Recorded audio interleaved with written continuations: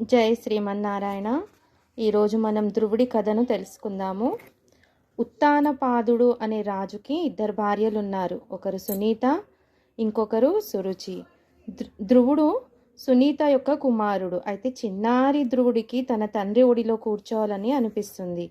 కానీ ఒకరోజు సురుచి, రాజు యొక్క రెండవ భార్య, ధ్రువుడి యొక్క పినతల్లి వచ్చి అడ్డుకొని, నువ్వు నా కొడుకువు కాదు, నా కడుపులో పుట్టిన వాడికే ఆ స్థానం దక్కుతుంది అని చెప్పింది. అది విన్న ధ్రువుడు ఎంతో బాధపడ్డాడు.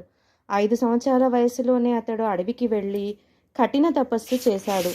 భక్తిగా తపస్సు చేస్తున్న ధ్రువుడికి మధ్యలో నారదుడు వచ్చి ఓం నమో భగవతే వాసుదేవాయ అనే మహామంత్రాన్ని చెప్పి ఉపదేశం ఇచ్చాడు.